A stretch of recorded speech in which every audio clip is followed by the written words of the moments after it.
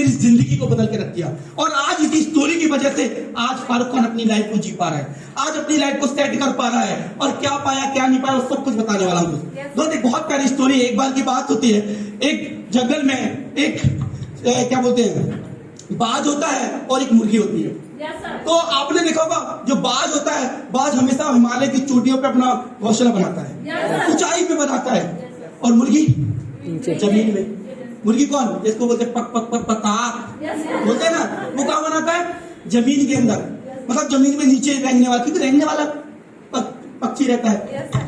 तो एक बार क्या होता है, जंगल में बहुत ही तूफान आता है, जंगल में बहुत ही तूफान आता है। तो तूफान में क्या होता है कि बाज का एक अंडा जाके धीरे धीरे जाके क्या होता है, मुर्गियों के अंडे में मिल जाता है। और बाज का अंडा मुर्गी का अंडा पर थोड़ा सा फर्क होता है, थोड़ा सा बड़ा रहता है और ये थोड़ा छोटा रहता है मुर्गी का अंडा, और जाके उसमें मिल जाता है। जब उसमें मिल जाता है तो जो मुर्गी होती है वो आके देखती है, यार ये अंडा कैसा है, बोले शायद मेरा ही होगा, शायद गलती से हो गया हो, पता नहीं है तो मेरा ही।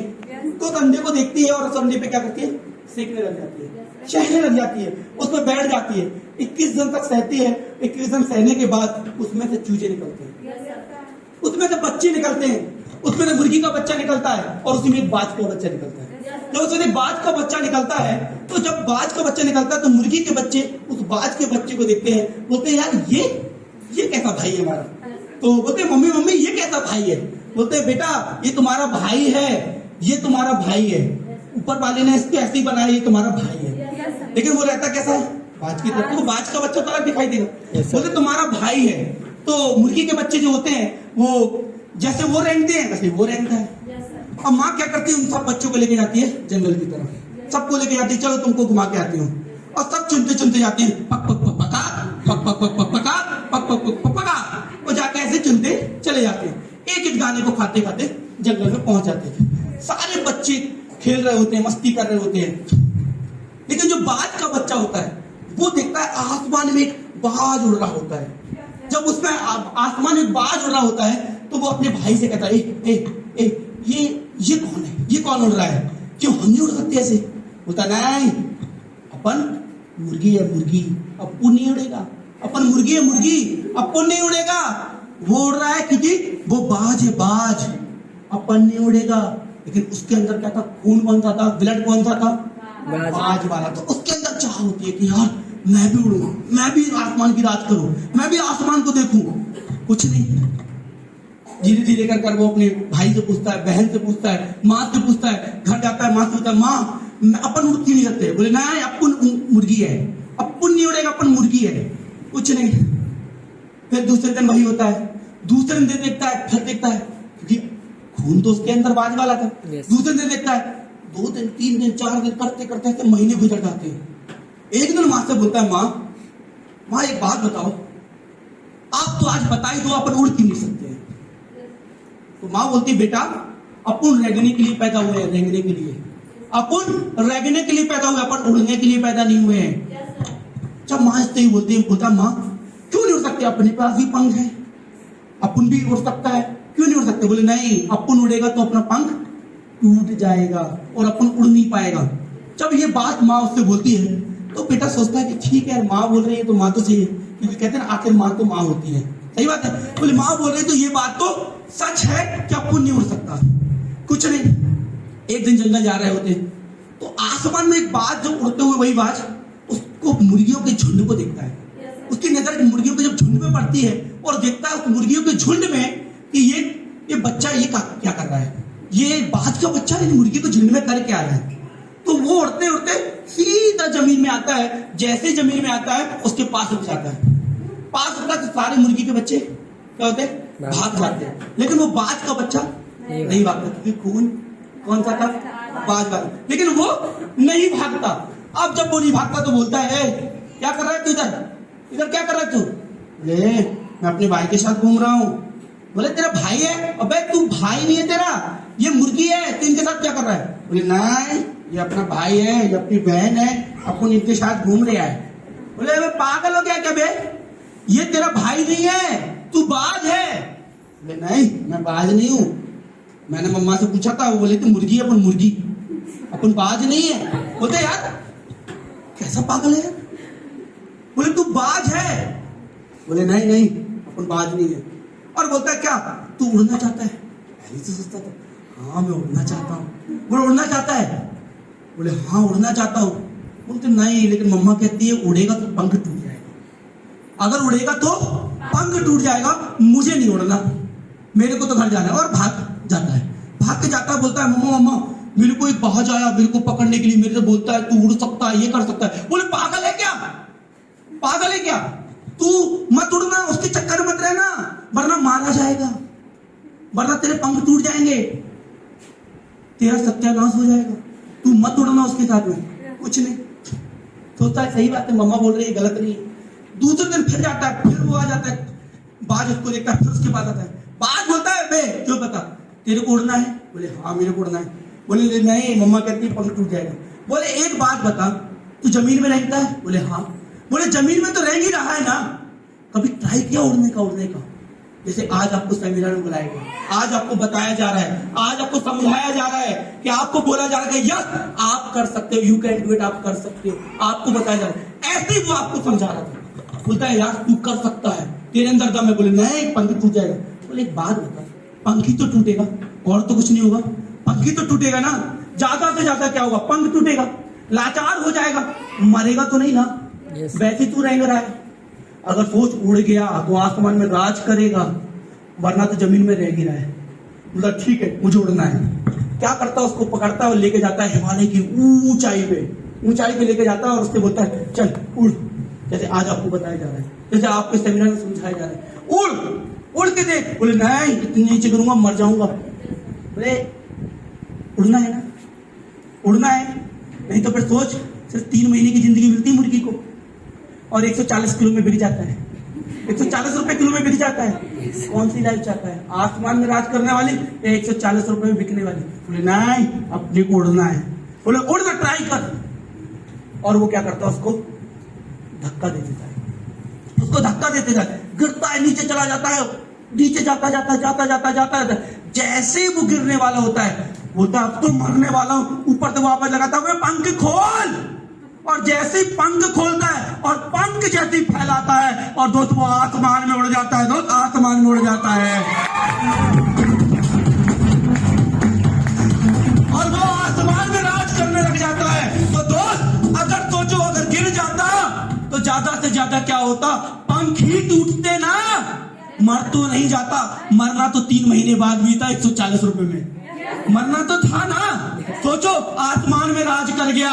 इसी तरह मैं आपको समझाना चाह रहा हूं दोस्त, आज इस बात को समझ लो दोस्त, वरना जीना तो है जिंदगी को, काटना तो है जिंदगी को, लेकिन अगर कर गए तो राहुल तक की तरह जिंदगी जियोगे, और कर गए तो शाहिद खान की तरह जिंदगी जियोगे, और कर गए तो दोस्त सुनील सोनी की तरह जिंदगी जियोगे, कर गए तो संजय श्रीवास्तव की तरह जिंदगी जियोगे, और कर गए तो दोस्त रश्मि मैम की तरह जिंदगी जियोगे, अगर कर गए तो गुड़िया मैम की तरह जिंदगी जियोगे, अगर कर गए तो बबीता मैम की तरह राज करोगे। जो दोस्त आज की डेट में देखा जाए सिर्फ 22-23 साल की लड़की खुद की दम पे बाइक लेके घूमती है मेरे बिजनेस के अंदर दोस्त।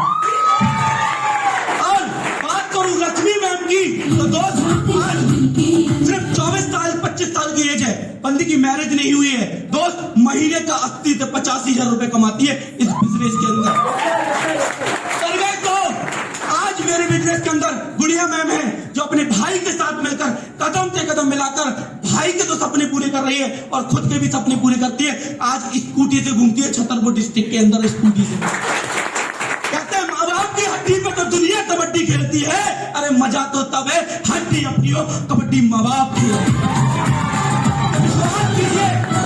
अगर उड़ना चाहते हो और जिंदगी में कुछ करना चाहते हो तो ही डिसीजन लेना, क्योंकि मुझे पता है 10% लोग डिसीजन नहीं लेने वाले, मुझे पता है, क्योंकि 10% लोग पूरी जिंदगी इंतजार करते हैं और 90% लोग कभी इंतजार नहीं करते हैं, वो जिंदगी में हमेशा डिसीजन लेके आगे बढ़ते हैं। तो डिसीजन लीजिए, क्योंकि दोस्त अगर नहीं लेता डिसीजन तो आज इस बिजनेस के अंदर दोस्त एक शानदार लाइफ को नहीं जीता, आज 5,500 लोगों का नेटवर्क नहीं चलाता, और आज इस बिजनेस के अंदर दोस्त खुद के अचीवमेंट तो पूरे किए हैं, टीम के अचीवमेंट तो इतने सारे के दोस्त गिनाने बैठूं तो सुबह से शाम हो जाएगी। आज मेरी टीम के अंदर दोस्त 80 बाइक अचीवर है, 80 बाइक अचीवर। आज मेरी टीम के अंदर ऐसे लगभग 30 लैपटॉप अचीवर हैं। और आज मेरी टीम के अंदर ऐसे बहुत सारे बच्चे हैं जो अपने घर वालों को 15 से 20 हजार रुपए खर्चा देते हैं इस बिजनेस से, अपना घर चलाते हैं। और सबसे बड़ी बात कि खुद की पढ़ाई भी अपने दम से कर रहे हैं। ये है मेरी लाइफ का सबसे बड़ा अचीवमेंट। और सबसे बड़ा अचीवमेंट अगर मैं गिनाने बैठूं तो एक ऐसा अचीवमेंट मेरी टीम के अंदर एक बंदे ने 22 साल की एज में कार लेके आज इस बुंदेलखंड के अंदर दोस्त तहलका मचा के रखा है, अनूप मिश्रा साहब। और अगर बात करूं, अगर जॉब कर रहा होता तो एक जगह सीमित होता, अगर फोटोग्राफी कर रहा होता सिर्फ फोटोग्राफी में नाम होता। और आज इस बिजनेस के अंदर डायरेक्ट सेलिंग के अंदर दोस्त एक अलग पहचान बना के बैठा हूं दोस्त, ये है बिजनेस। आज इसी डायरेक्ट सेलिंग के माध्यम से दोस्त ज्यादा तो नहीं 1500 लोग आज दिल से इज्जत देते हैं इंस्टाग्राम के अंदर। ये तो मैंने देखा इंस्टाग्राम के अंदर सिर्फ फ्रेंड होते हैं लेकिन फैन नहीं होते। इस बिजनेस के अंदर फैन फॉलोइंग भी बना के बैठे हैं। और अगर अपने अचीवमेंट की बात करूं तो इस बिजनेस के अंदर एक बाइक डीलक्स खरीदा, दूसरा स्प्लेंडर आई स्मार्ट खरीदा और अभी सितंबर के अंदर कार भी खरीदने वाला इस बिजनेस के अंदर। और सबसे अच्छी बात तो ये है कि दोस्त जो हालात हमारे बुरे थे वो बदल चुके हैं। जिस कच्चे मकान में रहा करते थे दोस्त आज घर में पक्का मकान भी हो चुका है दोस्त, पक्का मकान भी हो चुका है। और सबसे बड़ी बात तो ये है जो हालात खराब थे, जो डिग्री नहीं ले पाया, पढ़ाई नहीं कर पाया, लेकिन आज 5000 से ज्यादा लोग जो मेरी टीम के अंदर पढ़ाई कर रहे हैं दोस्त, पढ़ाई कर रहे हैं। आज डिग्री की जरूरत नहीं है मेरे लिए दोस्त। स्टार्ट कीजिए, डिसीजन लीजिए, विश्वास कीजिए, क्योंकि जिंदगी एक दिन में नहीं बदलती लेकिन लिया गया फैसला पूरी जिंदगी बदल देता है। क्यों कहते हैं, देखा है हमने भी जिंदगी को करीब से। Please please stand up. कहते हैं देखा है, हेलो, कहते हैं हमने देखा है हमने भी जिंदगी को करीब से, और बात कुछ बनती नहीं नसीब से, और होते नहीं अरमान खोखले इरादों से, और मिलती नहीं मंजिल मरे हुए वादों से। दोस्त अपनी साथों में उस्ताद का प्रभाव लाना होगा, परिस्थितियां अनुकूल हो या ना हो दोस्त, बस अपने दृष्टिकोण को मजबूत बनाना होगा दोस्त, मजबूत बनाना होगा।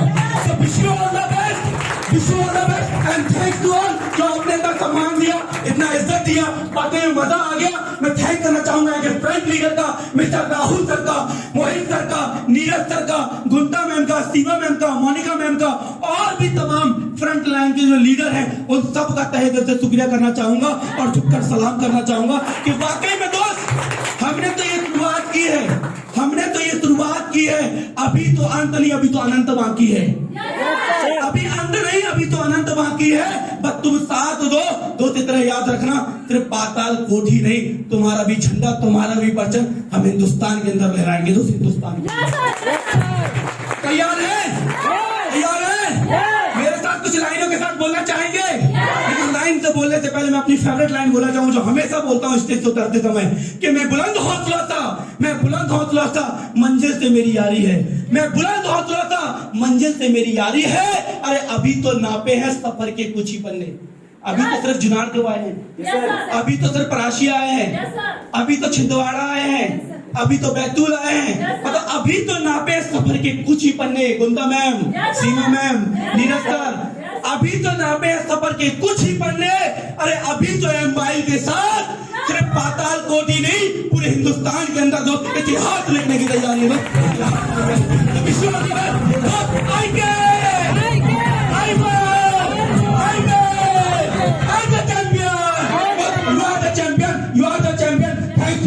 जय हिंद, जय भारत, जय संजय, जय देव गुरु जी। Thank you, thank you, thank you.